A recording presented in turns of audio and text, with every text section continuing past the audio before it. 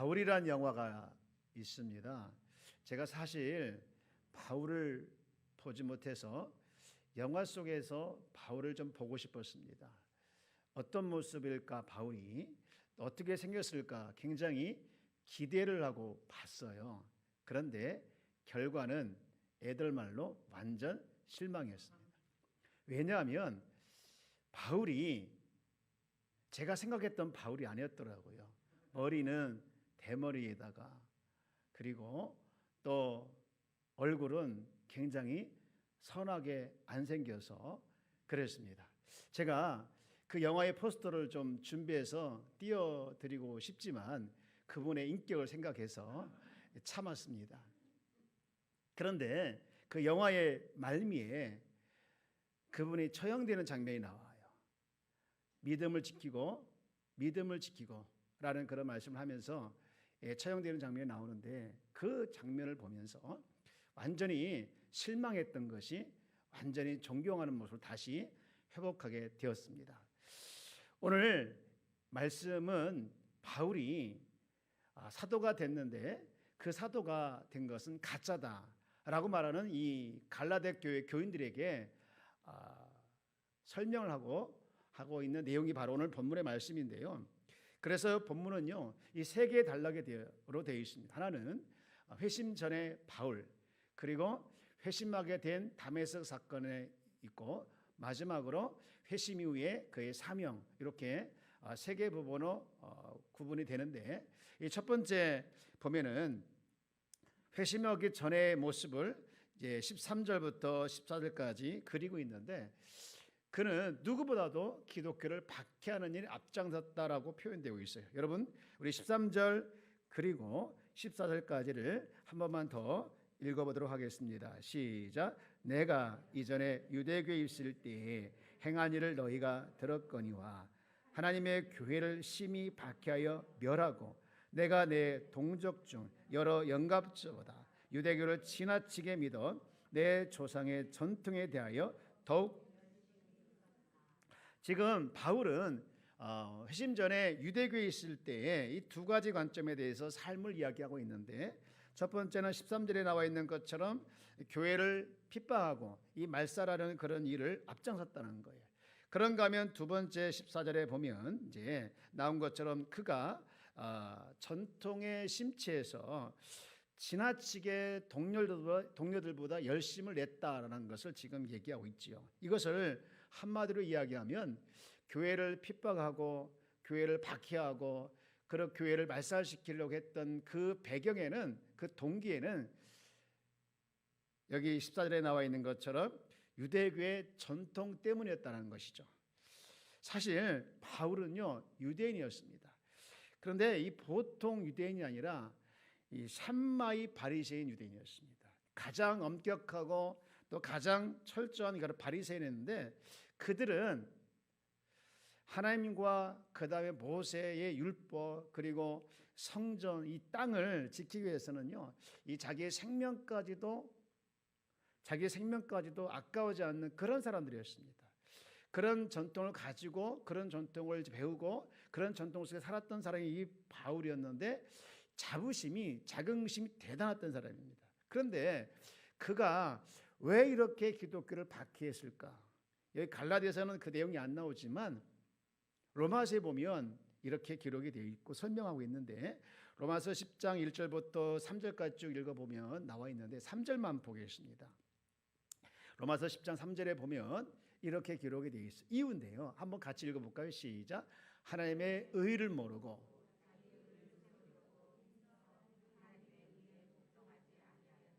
아멘. 무슨 얘기입니까? 지금 바울이 이렇게 교회를 핍박하고 그리고 바울이 이렇게 교회를 박해하고 했던 이유는 자기 의를 세우려 했다는 거죠. 하나님의 의를 세우는 것이 아니라 자기 의를 세우려고 그렇게 힘써 하나님의 의에 복종하지 않았다는 거예요.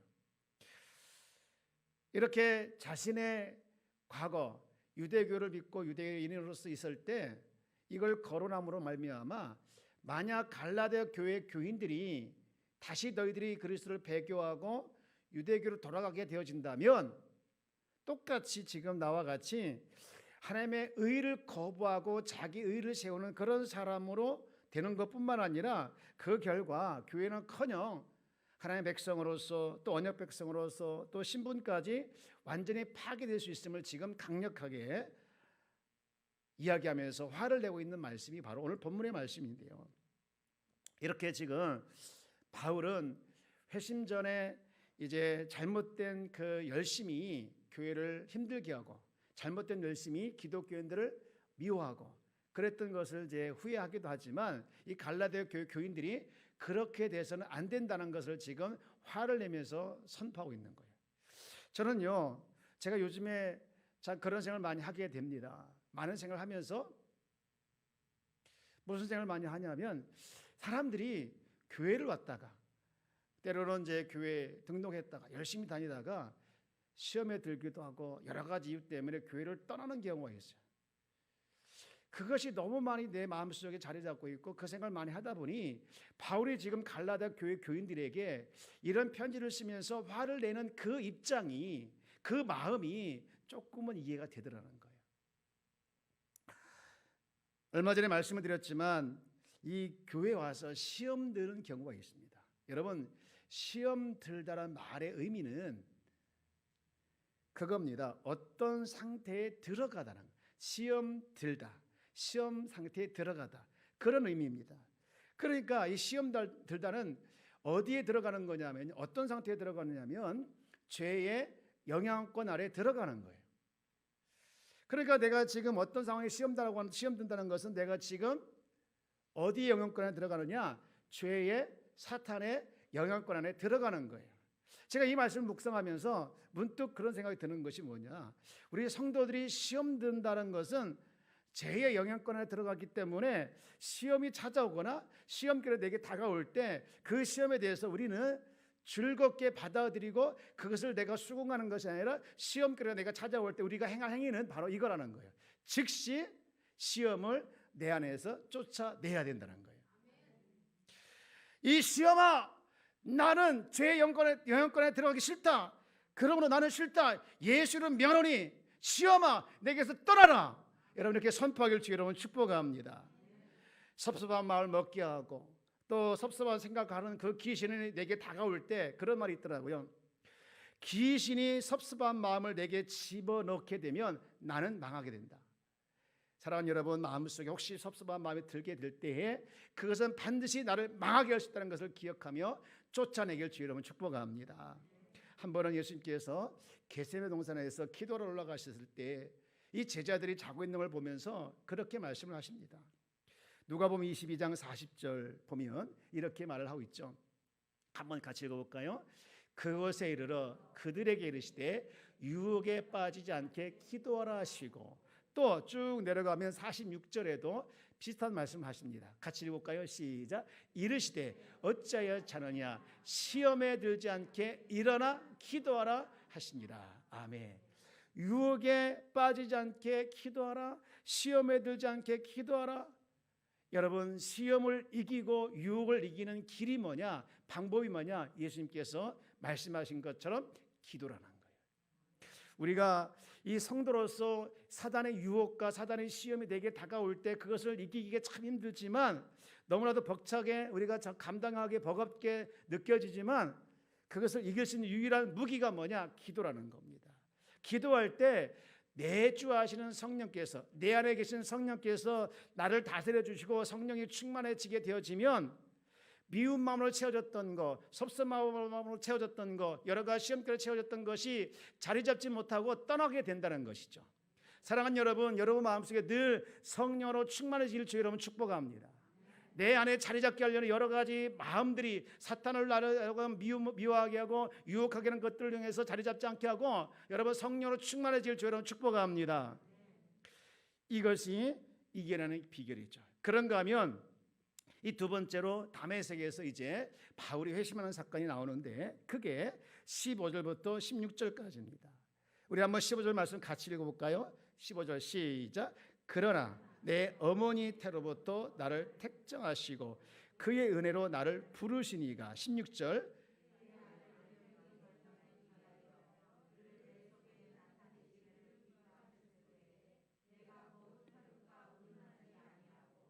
아멘.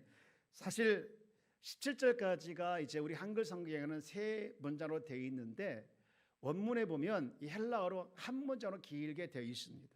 그래서 대부분의 학자들은 이 문단을 바울의 회심 플러스 바울의 소명 이렇게 이야기를 합니다.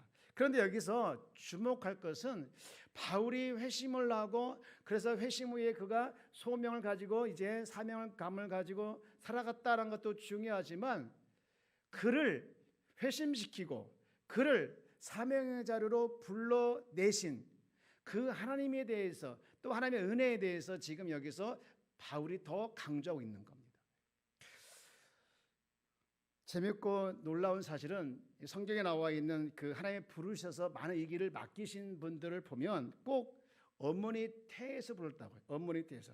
바울이 그랬고 예레미야라든가 다윗도 이사야도 그래요. 오늘 읽은 이 바울도 여기서 보면은 그렇게 얘기하고 있잖아요. 또 하나님께서 그렇게 사용했던 이사야도 그래요. 여러분 이 이사야 고백을 한번 볼까요? 이사야 49장 1절 시작. 섬들아 내게 들으라 먼 곳 백성들아 귀를 기울이라 여호와께서 어디에서부터 태에서부터 나를 부르셨고 내 어머니의 복중에서부터 내 이름을 기억하셨으며 복중에서부터 태에서부터 부르셨다고 지금 이사야 고백하고 있잖아요. 예레미야 똑같아요.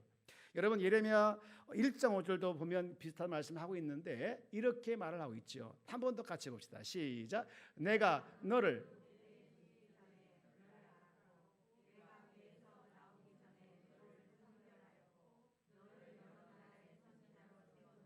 하시기로 내가 너를 모태에 짓기 전에 너를 알았다는 거야. 모태에 있기 전에 너로부터 너를 알았다는 것이죠. 내가 배에서 나오기 전에 너를 성별하였고. 여러분 이사야, 예레미야, 다윗 수많은 사람들이 이 하나님의 부르심을 받기 전에 꼭 모태에서란 말을 강조하고 있는데 여러분 그들의 그 영성을 보면 이런 그 부르심에 대한 확신이 있고 이런 자기 정체성을 가지고 있을 때 그들이 반응하는 그런 반응을 보면 굉장히 놀라워요. 중요한 것은요. 저와 여러분도 어머니 태에서 부르셨다는 사실을 믿으시기 바랍니다. 여러분 그렇다면 우리는 어머니의 태에서 부르심을 받은 우리라고 하면 우리가 택함을 받았다고 하면 우리는 어떻게 살아가는 것이 옳은가에 대해서 우리가 생각을 볼 수 있는데 오늘 본문에 보면 두 가지를 얘기하는데 첫 번째는요. 택하심에 대해서 자부심을 가져야 됩니다. 저를 한번 따라서 볼까요? 택하심에 대하여 자부심을 갖자. 여러분요 택하심에 대해서 자부심을 갖길 주의 여러분 축복합니다. 하나님께서 많은 사람 중에서 많고 많은 사람 중에서 이 지구상에 이 지구 수억이 되는 이 지구상에서 고르고 선택하셨다는 것은요 기적입니다. 여러분 어느 장로님이 한 가정에서 자기 아들과 친구들이 이야기하는 것을 우연히 듣게 됐습니다. 그런데 그 아들과 친구들이 아버지 자랑을 막 하는 거예요. 한 아들이 야 우리 아버지는 사장님 친구다. 그랬더니 한 아이가 우리 아버지는 국회의원 친구다. 막 그러는 거예요. 근데 우리 아들이 이제 마지막 이 장로님의 아들이 할 차례 된 거야. 이 장로님의 아들이 자기 아버지가 자기를 보고 있다는 걸 모르면서 이야기를 하는 거예요. 이 장로님 지금 기대가 되잖아요. 저 녀석이 뭐라고 할까? 다른 친구들은 뭐 사장님이 친구고 국회의원은 친구고 하는데 이 아들, 내 아들은 뭐라고 할까? 막 조마조마 기대하고 있는데 이 장로님의 아들이 이랬다는 거예요. 야, 우리 아버지는 아셨어요? 하나님이 친구다 이랬다는 거예요. 그러면 속으로 내가 잘못 살지 않았구나 그런 생각을 했다는 것이죠. 여러분 하나님께서 저를 또 우리를 택하신 것은 복 중에 복인 줄 믿습니다. 한 번은 이 감리교 창시자 이젠 요한 웨슬리가 거의 죽을 때가 되어서 자녀들을 다 불러놓고 자기 안에 있는 지갑을 딱 꺼내면서 보여줬습니다. 얘들아 내 안에 있는 이 지갑 안에 내가 가지고 있는 지갑 안에는 아무것도 없지만 내가 너희들에게 줄 수 있는 최고의 선물은 내 평생 하나님께서 나와 함께 하셨던 것처럼 너희들에게도 함께 하실 거라는 것이다. 임마누엘의 신앙, 임마누엘의 하나님께서 너희들과 함께 할 것을 너희들이 믿고 어떤 상황 속에서도 이 상황을 붙들고 이 믿음을 붙들고 흔들지 말라. 이렇게 유언을 했다는 것이죠. 여러분 하나님께서 불러주셨다는 이 자부심은 우리로 하여금 당당하게 만드는 영성인 줄 믿습니다. 오늘 이 바울이 이 당당함을 여기 보여주고 있는데요. 여러분 다시 15절 말씀을 보면 이렇게 시작하고 있죠. 이렇게 시작하는데 뭐라고 시작했습니까? 그러나로 시작하겠습니다. 그러나. 여러분 그러나가 뭡니까? 앞에 있는 걸 부정하는 거예요. 앞에 있는 걸 다 반대로 얘기하는 거예요. 지금까지 사실은 바울이 어땠습니까? 대단한 집안의 출신이고 대단한 학문에 이제 가지고 있는 사람이었습니다. 그런데 그러나 그 모든 것을 다 부인하고 부정하고 나는 어머니 태로부터 나를 택정하사 그 은혜로 나를 부르신 이 부르심의 은혜, 택정함의 은혜가 지금 최고라는 것을 지금 자랑하는 거예요. 그는 지금까지 가장 엄격하고 철저한 그런 산마이 이 바리새인이 자랑스러웠지만 그것은 하나님의 택하심과 비교할 수 없을 정도로 놀라운 거라는 것이죠. 문득 이 빌립보서에서 이 바울이 했던 말씀이 생각나더라고요. 정말 이 말씀을 다시 묵상하고 또 다시 읽어보고 하니 이 바울의 깊은 내면에서 쏟아내는 그 마음이 조금 읽혀지는 것 같아요. 뭐라고 고백했느냐면 여러분 빌립보서 3장 6절 이렇게 고백을 합니다. 열심으로는 교회를 박해하고 율법의 의로는 흠이 없는 자다. 누가요? 바울이. 그런데 7절에 또 이렇게 고백합니다. 그러나 무엇이든지 내게 유익하던 것을 내가 그리스도를 위하여 다 뭐로 여겼다는 것이죠? 해로 여겼다. 그 다음 기가 막힌 게 8절입니다. 또한 모든 것을 해로 여김은 내 주 그리스도 예수를 아는 지식이 가장 고상하기 때문이라. 그를 위하여 모든 것을 잃어버리고 그를 위해서 모든 것을 배설물로 여김은 누구를 얻기 위함이라? 그리스도를 얻기 위함이라. 마지막 9절 이렇게 한번 읽어봅시다. 시작. 그 안에서 발견되려 함이니 내가 가진 의는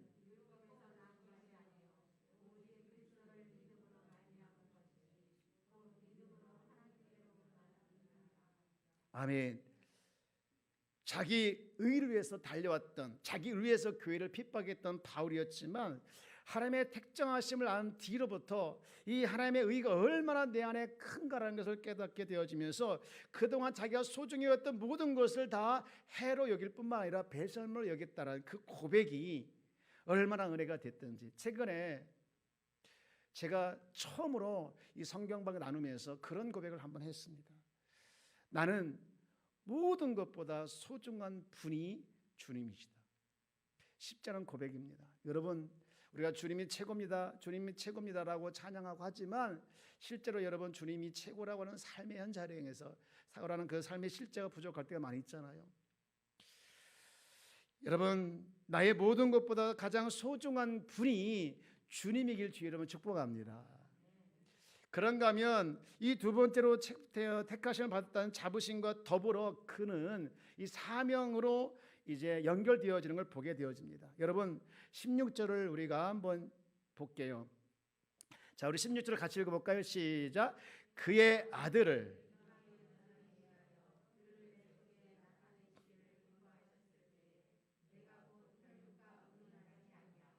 무슨 얘기입니까?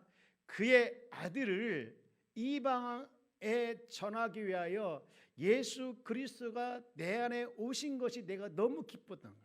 그런데 그 순간 곧 혈육과 뭐하지 아니하고 의논하지 아니하고 그리고 17절 이하로 쭉 이제 내려가면 24절까지 그는 아라베로 내려갔다가 또 다메스로 올라갔다가 예루살렘에 갔다가 수리아와 길리아집으로 갔다가 하면서 쭉쭉 돌아다니면서 전도하고 복음 전한 일을 쭉 소개하고 있는 거예요. 지금 뭘 강조하고 싶은 건가?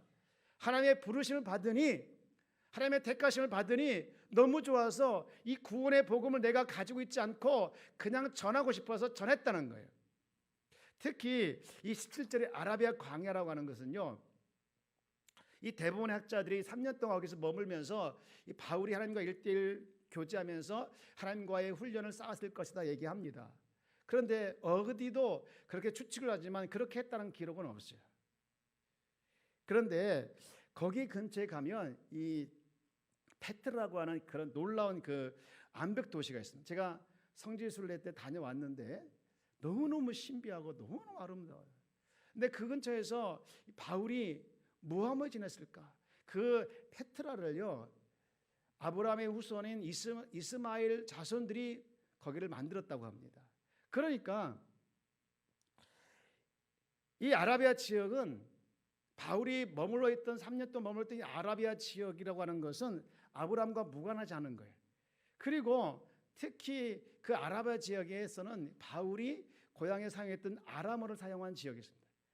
그러니까 바울이 지금 다메섹에서 주님 만나고 깨달은 구원의 복음을, 이 아브라함의 약속 그리고 메시아 왕국과 관련된 것을 거기서 아라비아에서 그냥 입 다물고 아무 말 하지 않고 있었다는 것이 아니라 그곳에서 복음을, 구원의 복음을 그들에게 전했다는 거예요. 물론 기록이 없지만 다른 곳에 그렇게 설명하고 있습니다. 제가 중학교 때부터 본격적인 신앙생활을 했습니다. 사실은 신앙생활을 하고 싶어서 했던 것이 아니라 학교를 들어갔는데 거기가 미션 스쿨이었어요. 그래서 교회를 안 가면 안 돼요. 매주마다 교회 가가지고 교회 갔다 왔습니다라는 도장을 찍어서 학교에 제출해야 되는 거예요. 참 어렵더라고요. 안 다니려고 하니까. 그런데 다니다 보니까 점점 좋아요. 재미도 있고 여자친구도 보고 게임도 하고 놀러도 다니고 등등등 수많은 추억들이 그곳에서 세워졌어요. 너무너무 좋은 곳이 교회였습니다. 그런데 여러분, 시골 교회는 옛날에 그랬잖아요. 시골 교회라고 하는 것은 도시교회에서 많이 와가지고 성경학기도 해주고 봉사도 해주고 이런 것들 많이 하잖아요. 우리 교회도 시골에 있을 때 그런 것을 많이 하더라고요. 근데 한 번은 이제 그 우리 교회 목사님 아들이 이제 신학교에 가셨는데 신학교의 동기들과 같이 오셨던 거예요. 그분들이 오셔가지고 교회 지붕에 페인트를 칠하더라고요. 근데 제가 거기를 지나가다가 우연히 그분들이 하는 이야기를 듣고 제가 평생 제 인생의 철학을 하나 세웠던 것이 있습니다. 그분들이 무슨 얘기를 했느냐면 자기들은 어디를 가든지 사명을 가지고 간다는 거예요. 그래서 누구를 만나든지 어디 있든지 사명감을 가지고 이제 가는데 사실은 자기들이 이 교회에 올 때 이 교회 지붕에 페인트 칠을 하려고 왔던 것은 아니라는 거예요. 그런데 와서 보니 교회에 페인트 칠을 해야겠다는 그런 마음이 들어서 페인트를 칠했다는 것이죠. 그들이 자기들끼리 하는 얘기인데 내가 지나가면서 그 얘기를 듣고서 제가 그때 무슨 생각을 했느냐면 사람은 어디 가나 어디 있든지 간에 사명감을 가지고 살아야 되는구나 라는 것을 제가 그때 생각을 하고 제 인생의 철학을 하나 세웠습니다. 제가 얼마 전부터 이제 이 주일날 예배소설을 좀 보면 좋겠다. 예배소설을 가지고 우리 성도들이 영적으로 또 이렇게 풍성한 신앙생활을 하게 하는 것이 좋겠다. 그런 마음이 들어서 계속해서 묵상을 해오고 있습니다. 그런데 하다 보니까 이제 1장에서 계속 반복되는 말씀이 하나 있어요. 그걸 발견하게 됐는데 그게 뭐냐? 1장 6절이에요. 에베소 1장 6절에 이렇게 말씀을 하고 있더라고요. 이는 그가 사랑하는 자 안에서 우리에게 거저 주시는 바 그의 은혜의 영광을 찬송하게 하려 하는 것이라. 이런 말씀이 있는데 이게 12절에도 나와요. 12절 끝에 보면 그의 영광의 찬송이 되게 하려 하십니다. 이게 또 있고요. 14절에 또 나와요. 14절에 그의 영광을 찬송하게 하려 하십니다. 이런 말씀 계속 반복이 되는 거예요. 무슨 얘기를 하고 싶어 하는 거냐면 1장에서 성부, 성자, 성령 이 삼위 하나님이 협업을 해서 인간을 구원 사역하시는데 하나님께서 인간을 구원하신 데에는 다 그냥 구원한 것이 아니라 구원의 목적이 있고 그들에게 사명을 줬다는 거예요. 그 사명이 뭐냐? 가장 큰 사명은 여기 나와 있는 것처럼 우리의 가장 큰 사명, 하나님께 영광의 찬송을 올리려는 거예요. 사랑하는 여러분, 사명 중에 가장 큰 사명이 여러분의 무엇이냐라고 물어보면 내 사명은 하나님께 영광의 찬송 올리는 것이라고 믿으시기 바랍니다. 문득 제가 고린도전서 10장 31절 말씀이 생각이 났는데 거기 보면 너희는 먹든지 마시든지 무엇을 하든지 다 누구의 영광을 위해서 살아가겠습니까? 하나님의 영광을 위해서 살아가겠습니다. 여러분, 그러므로 우리 삶의 목적은 하나님의 영광을 위해서 살아가는 삶의 목적이 되어야 될 줄 믿습니다. 우리 한번 옆에 계신 인사합시다. 하나님의 영광을 위해서 살아갑시다. 할렐루야. 여러분, 하나님의 영광을 위해서 살아갈 주 여러분 축복합니다. 한 번은 이제 교회 일을 이렇게 주도하고 봉사를 주도하시는 이제 분들이 계시는데, 모두가 다 협조하면 참 좋은데 협조가 안 될 때 여기에서 속상하다는 말을 제가 이렇게 들었습니다. 여러분, 앞에서 우리가 박수를 받고 사람들에게 자기 이름을 드러내는 일은 참 좋아합니다. 그러나 음지에서 정말 이름도 드러나지 않고 사람들의 관심도 받지 않고 여러 가지 힘든 일이, 굳은 일이 많은 일에는 사람들이 하기 싫어합니다. 여러분, 앞에서 이름이 드러나고 사람들에게 보이는 그 봉사는 중요하고 뒤에 음지에서 힘들게 하는 봉사는 중요하지 않고가 아닙니다. 모두가 다 중요한 줄 믿습니다. 여러분, 오늘 바울이 이 갈라디아 1장을 쓰면서 맨 끝에 24절에 이렇게 결론 내리고 있는데, 여러분 이렇게 기록이 되어 있죠. 24절, 나로 말미암아 하나님께 영광을 돌리니라. 나로 말미암아 하나님께 영광을 돌리니라. 여러분, 이 나가 바울만이겠습니까? 여러분, 이 나 안에는 저와 여러분도 포함되는 줄 믿습니다. 그래서 이 바울에게만 다메섹 사건이 있는 것이 아니라 우리에게도 이 다메섹 사건, 우리의 인생의 전환을, 우리의 방향을, 인생의 방향을 전환시켰던 그런 다메섹 사건 다 있는 거예요. 그런데 중요한 것은 우리가 그 사건에 어떻게 반응을 보이냐. 바울은 즉시 순종하며 따라갔지만 이 갈라디아 교인들은 그러지 않냐고 계속해서 역행을 했던 것이죠. 우리는 어떻습니까? 하나님께 영광을 돌리는 바울의 길을 갈 것인가, 아니면 하나님의 영광을 아니라 자기 영광을 내세웠던 갈라디아 교회 교인들의 길로 갈 것인가라는 것이죠. 이 시간 우리는 이렇게 결단했으면 좋겠어요. 24절이 오늘 우리의 결단이 되었으면 좋겠어요. 나는, 다시 한번 보여줄래요? 갈라디아서 1장 24절, 나로 말미암아 하나님께 영광을 돌리리라. 우리 한번 같이 읽어볼까요? 시작. 나로 말미암아.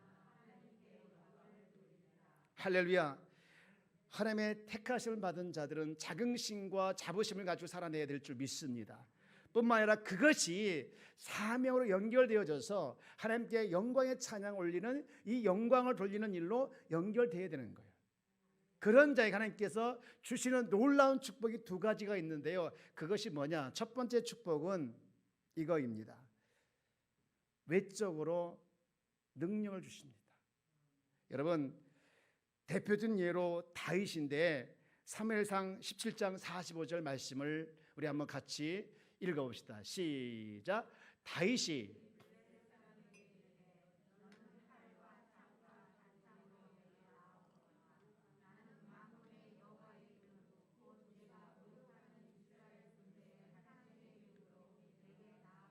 아멘.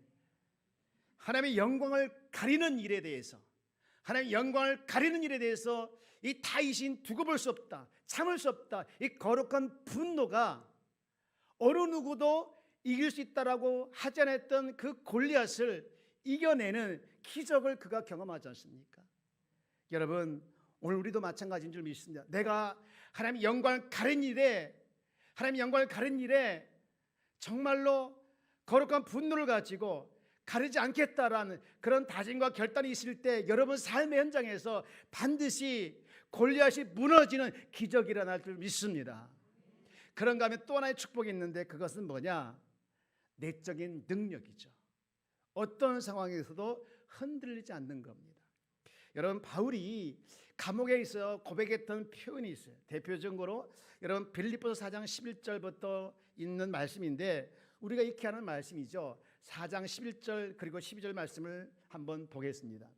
빌립보서 4장 11절, 내가 궁핍함으로 말하는 것이 아니라 어떤 형편이든지 나는 자족하기를 배웠다는 거예요. 그리고 12절, 나는 비천에 처할 줄도 알고 풍부에 처할 줄 알아. 모든 일 곧 배고픔과 풍부와 궁핍 외에도 처할 줄 아는 일체의 비결을 배웠노라. 그러면서 13절에 이렇게 이야기합니다. 우리가 잘 알고 있는 말씀 읽어봅시다. 시작. 내게 능력 주신 자 안에서 내가 모든 것을 할 수 있느니라.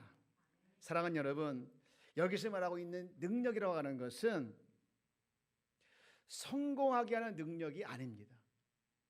비록 그는 바울이 감옥이라는 그 현장에 갇혔지만 거기에 갇혀 있지 아니하고 거기에 함몰되지 아니하고 어떤 상황에서도 믿음을 흔들지 않는 능력이죠. 여러분, 우리는 수많은 감옥이 우리로 하여금 함몰되게 만들죠. 때로는 실패의 감옥, 때로는 시험의 감옥, 섭섭의 감옥, 억울함의 감옥, 슬픔의 감옥, 질병의 감옥, 여러분 수없이 나로 하여금 가둬두려는 것들이 너무 많이 있습니다. 여러분 그것들에 여러분 함몰되지 않기를 주 여러분 축복합니다. 나를 가둬두고 나를 일어서지 못하게 하고 나를 자꾸 눌러버리고 나를 자꾸 힘들게 하는 모든 상황이 다 여러분 감옥이죠. 여러분 이 감옥에 눌리지 않기를 주 여러분 축복합니다. 여러분 이 능력이 어디서 나옵니까? 하나님의 영광께 하나님께 영광을 돌리려고 할 때 우리 주님께서 주시는 내적 능력입니다. 이런 축복이 여러분에게 있기를 주 여러분 축복합니다. 이제 말씀을 마치고자 합니다. 오늘 바울이 사도됨을 살펴보았어요. 갈라디 교인들이 당신은 가짜다, 당신은 가짜다라고 하는 그 사실에 대해서 아니다. 여러분 이 갈라디아서 1장 11절부터 보면은요, 유독 길게 자기가 사도된 것을 길게 설명해요. 다른 성경이 없는 것을 여기서 하고 있어요. 그만큼 자기는 정통적 사도라는 것을 강조하고 있는 것이죠.